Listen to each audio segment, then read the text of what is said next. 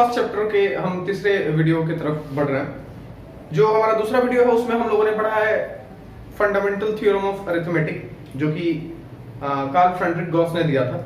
उसमें उन्होंने ये बताया था कि हर एक कंपोजिट नंबर को यूनिक प्राइम नंबर्स के प्रोडक्ट के रूप में एक्सप्रेस किया जा सकता है। मतलब सिंपल भाषा में ये कहें तो हर एक कंपोजिट नंबर को तोड़ सकते हैं उसके प्राइम फैक्टर के फॉर्म में। अब इससे संबंधित दो प्रकार के सवाल हैं जो कि बोर्ड एग्जामिनेशन में अक्सर पूछे जाते हैं। चलिए उन दो क्वेश्चन को अनुवाद करके देखिए। हम लोग एक क्वेश्चन करके देखते हैं। क्वेश्चन ये है कि explain why 7 into 11 into 13 plus 13 and 7 into 6 into 5 into 4 into 3 into 2 into 1 plus 5 are composite number। मतलब ये कंपोजिट नंबर क्यों है ये बताना है। अब अगर हमको कंपोजिट नंबर बताना है तो कंपोजिट नंबर के बारे में जानकारी भी रखनी होगी। कंपोजिट नंबर कौन नंबर होते हैं? तो ऐसे नंबर जिनके फैक्टर 2 से अधिक हो, जिनके फैक्टर 2 से अधिक हो, अर्थात जो 2 से अधिक संख्याओं से डिवाइड हो सके। जैसे आप एक एग्जांपल देखें, 12 जो है 1 से भी डिवाइड होगा, 2 से भी डिवाइड होगा, 3 से भी होगा, 4 से भी होगा, 6 से भी होगा और खुद से भी होगा। इतने सारे नंबर इसको डिवाइड कर सकते हैं, अर्थात ये सभी के सभी 12 के फैक्टर है। It means 12 is a composite number. हमको इन क्वेश्चन का भी यही काम करना है। अब एक बात और भी याद रखना है कि कोई भी नंबर 1 से डिवाइड होता है और खुद से डिवाइड होता है। ये तो हर एक नंबर की प्रॉपर्टी है, वो और किसी से डिवाइड होए ना होए, खुद से और 1 से तो होगा ही। मतलब ये है कि हर एक नंबर का नेचुरली 2 फैक्टर होता है, एक 1 और दूसरा वो खुद। अब चलिए हम लोग इस नंबर को देखते हैं। तो हम इसको इस तरीके से बनाएंगे। We have 7 into 11 into 13 plus 13। Okay, अब एक चीज देखा जाए, इसमें देख रहे हैं आप 13 plus 13 है और इधर ये जो एक पूरा नंबर ये मल्टीप्लाई किया हुआ है उसमें 13 है और यहाँ पर प्लस के बाद 13 है। तो अगर हम बेसिक मैथमेटिक्स का भी इस्तेमाल करें तो हम 13 को कॉमन निकाल सकते हैं और हम लिख सकते हैं 7 into 11 plus 1। मतलब कि 13 into 88, sorry 77 plus 1 that is 13 into 78। ठीक है, और इसको फाइनली अगर हम ओवरऑल मल्टीप्लाई कर भी देते हैं तो 13 8 जा 124, सॉरी 104 कैरी 10, 13 7 जा 91, 101। अब अगर हम 1014 मतलब 1014 को फैक्टराइज करके देखें, प्राइम फैक्टराइज करके देखें तो हमको क्या मिलता है? इस नंबर का 1 फैक्टर होगा और 114 फैक्टर होगा। अगर हम सिंपल सा और थोड़े ध्यान से देखें, अगर हमको 2 की डिविजिबिलिटी याद है तो ये 2 से भी डिवाइड होगा। अगर हम 3 का डिविजिबिलिटी जानते हैं कि sum of all the digit divisible by 3 then the number is divisible by 3।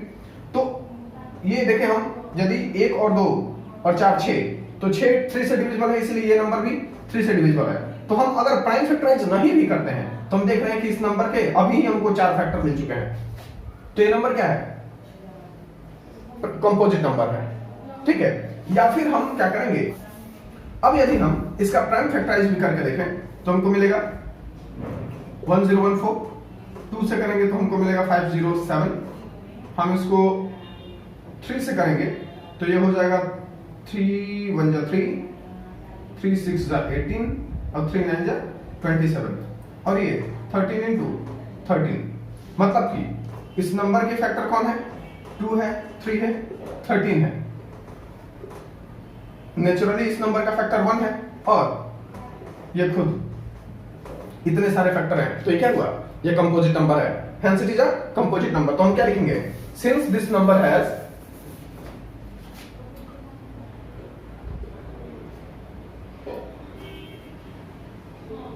now by prime factorization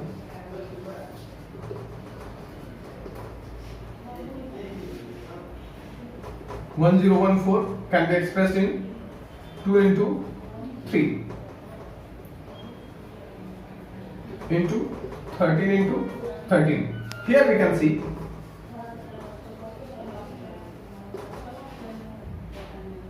there are more than 2 factors. Hence 7 into 11 into 13 plus 13 is a composite number. अब चलिए ठीक यही काम इस question के लिए भी करना है। इस क्वेश्चन के इसको चेक करते हैं कि ये कंपोजिट नंबर कैसे है। तो हम लिखेंगे वी हैव, आगे उसी क्वेश्चन को कंटिन्यू करेंगे। अगेन वी हैव, तो 7 into 6 into 5 into 4 into 3 into 2 into 1 plus 5। देखिए अभी प्लस के फॉर्म में क्या है, 5 है, हम 5 को कॉमन ले सकते हैं, तो हमको मिलेगा 7 into 6 into 4 into 3 into 2 into 1 plus 1, 5 times ये कुछ हो जाएगा आपको 7 6 48, सॉरी 7 6 42, 42 तो 6 8 1 6 8 into 6, तो कुछ हो जाएगा आपको 6 8 जा 8 6 6 36 40, ये ऐसा हो जाएगा, तो हो जाएगा आपको 1008 प्लस 1। आगे चल करके यही 5 into 1009। अब देखिए इन दो नंबर को मल्टीप्लाई करके हम एक कोई नंबर लाने वाले हैं जो कि हो जाएगा आपको 4505। ये एक नंबर है और इस नंबर के ये दो फैक्टर है, प्लस इसी नंबर के फैक्टर 1 भी होगा और इसी नंबर का फैक्टर ये खुद भी होगा। तो इस नंबर के कितने फैक्टर मिले, हमको प्राइम फैक्टराइजेशन नहीं करना, फॉरगेट अबाउट इट, हम भूल जाते हैं। लेकिन आप क्या बताइए, क्या यही नंबर इस नंबर का फैक्टर 1 होगा? हाँ, इस नंबर का फैक्टर ये खुद ही होगा। और ऊपर देखिए तो इन दो नंबर के मल्टीप्लाई होने से बना है, मतलब इन दोनों, ये दोनों भी 5 और 1009 भी इसके फैक्टर हैं। तो क्लियरली लिखेंगे हम, here we can have 1 5 1009 and 5045 itself as factor of 5045. Hence it is a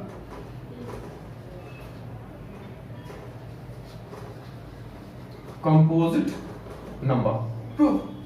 तो बहुत इजी है। सबसे पहले हम लोग क्या करना होता है, किसी भी तरीके से इस नंबर को सॉल्व करके आप डायरेक्टली मल्टीप्लाई करके फिर ऐड कर दो, और ऐड करने के बाद भी उसके फैक्टर को दिखा दो कि इसके फैक्टर क्या है, 2 से अधिक है।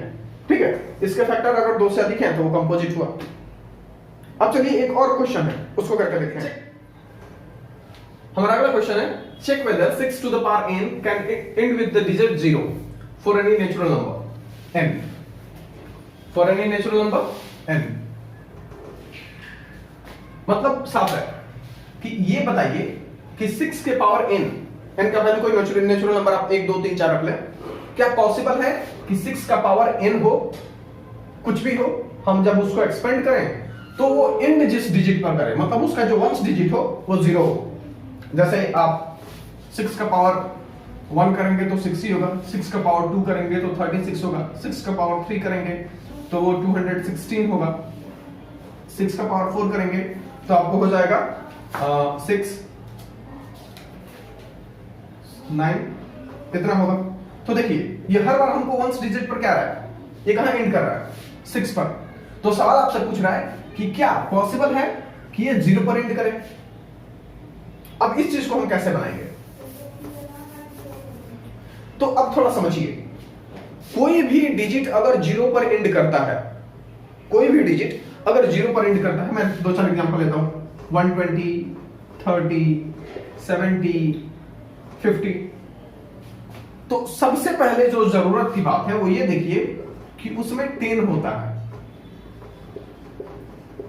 वो मल्टीप्लाइड बाई 10 होता है, वो 10 टाइम्स होता है। और कोई भी जो 10 होता है ना, उसमें 2 इंटू 5 होना चाहिए, और होता ही है। होना क्या चाहिए, देख रहे हैं, जो 10 होता है उसका प्राइम फैक्टराइजेशन क्या है, 2 इंटू 5 होता है। अब चलिए, इतना तो हम जान चुके हैं कि अगर 0 से एंड होना है तो 2 होना चाहिए और 5 होना चाहिए। तो अब इसी को हम कैसे, जो हम कॉन्सेप्ट पढ़े हैं arithmetic, fundamental theorem of arithmetic का, कैसे इस्तेमाल करके बनाएंगे। तो हम लिखेंगे कि we have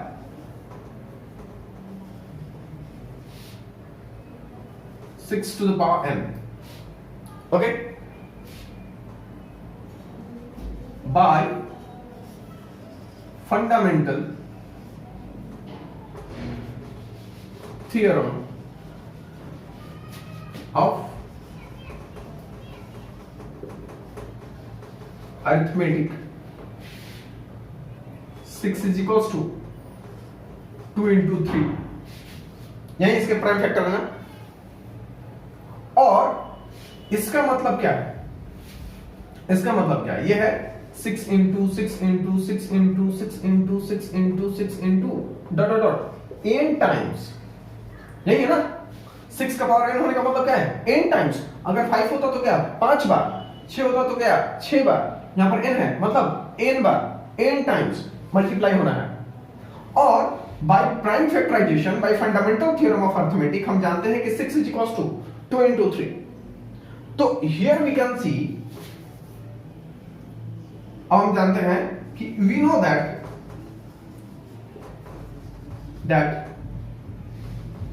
any number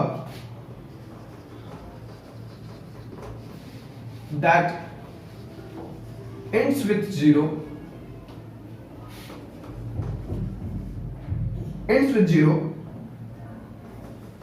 has prime factor as 2 and 5 होगा ना। जो भी नंबर 0 से एंड करता है उसके प्राइम फैक्टर क्या होने चाहिए, 2 और 5 होने चाहिए, ठीक है हम। But prime factorisation of 6 don't have